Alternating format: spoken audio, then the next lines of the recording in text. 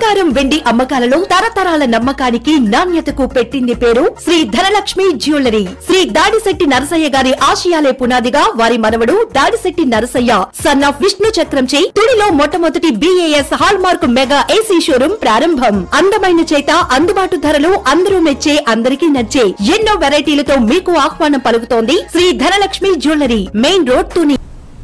నమస్తే, welcome to my media news. నేను కళ్యాణి. పార్వతీపురం మండ్యం జిల్లా సాలూరు పట్టణంలో జ్యేష్ఠ పౌర్ణమి సందర్భంగా శ్రీ జగన్నాథ స్వామికి కళ్లు కడిగే కార్యక్రమం ఘనంగా జరిగింది. ఈ కార్యక్రమానికి సాలూరు జమీందార్ విజయచంద్ర సన్యాసరాజు ప్రత్యేక పూజలు నిర్వహించారు. అర్చకులతో కలిసి స్వామివారికి అభిషేకాలు నిర్వహించారు. ఈ కార్యక్రమంలో సనాతన ధర్మం సభ్యులతో పాటు భక్తులు అధిక సంఖ్యలో పాల్గొన్నారు. ఇక్కడ జరిగిన కార్యక్రమం గురించి ప్రధాన అర్చకుడు విజయస్వామితో మా ప్రతినిధి శ్రీకాంత్ ఫేస్ టు ఫేస్. ఎన్నో వేల సంవత్సరాల చరిత్ర కలిగినటువంటి జగన్నాథ స్వామి ఆలయం ఇది. అయితే ఈరోజు పౌర్ణమి సందర్భంగా జగన్నాథ స్వామికి కళ్ళు కడిగే ప్రారంభించారు. అయితే ఇది ఎన్ని సంవత్సరాల నుంచి జరుగుతుంది, అసలు ఇక్కడ ఎందుకు ఈ కార్యక్రమం చేస్తున్నారని ఇక్కడ ప్రధాన అర్చకులు విజయస్వామి ఉన్నారు. ఆయన అడిగే ప్రయత్నం చేద్దాం. దేవస్థానం అంటే భగవంతుడికి ఆ ఒక్కరోజు మాత్రమే. అన్ని దేవాలయాల్లో నిత్యం చేసే అభిషేకాలు ఉంటాయి. వైష్ణవ దేవాలయాల్లో సాలగ్రామ సమేతంగా ఉంటారు కాబట్టి సంవత్సరానికి ఆ వారానికి ఒక్కరోజు ఉంటుంది. జగన్నాథుడు దారుబ్రహ్మ అంటే చెక్కతో చేసిన విగ్రహాలు కాబట్టి సంవత్సరానికి ఒక్కసారి ఈ జ్యేష్ఠ మాసం పౌర్ణమి రోజున ఉదయం గల పౌర్ణమికి ప్రతి ఏడాది కూడా ఈ విధంగానే జ్యేష్ఠాభిషేకం చేస్తారు. ఈ కార్యక్రమం ఎందుకు చేస్తారు? రథయాత్ర ప్రారంభానికి సంబంధించి ఎలా చేస్తారా? మన జిల్లాలో ఏ దేవాలయాలు ఏ ప్రాంతాల్లో ఉన్నాయి, అసలు ఈ దేవాలయానికి సంబంధించి చరిత్ర ఏమిటి? పూర్వం జైపూర్ సంస్థానంలో ఉండేది. అప్పుడు రాజ్యాలు అన్నమాట. అక్కడ నుంచి సంస్థానాలు కాస్త రాష్ట్రాలుగా విభజించబడ్డాయి. అప్పుడు ఇది ఆంధ్రదేశంలోకి వచ్చింది.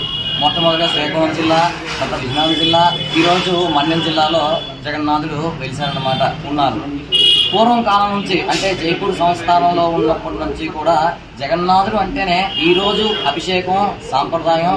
ఈ రోజు నుంచి 15 రోజులు స్వామివారికి ఇన్ని అభిషేకాలు చేశారు కాబట్టి ఏ విధంగా అయితే మనం తొలకరలో తడిస్తే ఆ వేసవికాలంలో చేసినటువంటి చల్లటి దినుసులు ఏవైతే మనం తినేస్తున్నామో ఆ తిన్న తర్వాత ఒక చినుకు పడితే ఏ విధంగా మనకి జలుబు జ్వరాలు వస్తాయో జగన్నాథుడికి కూడా అదే విధంగా జలుబు జ్వరం వస్తుంది. కాబట్టి ఈ రోజు నుంచి జ్యేష్ఠ అమావాస్య రోజు వరకు కూడా స్వామివారి దర్శనం ఉండదు.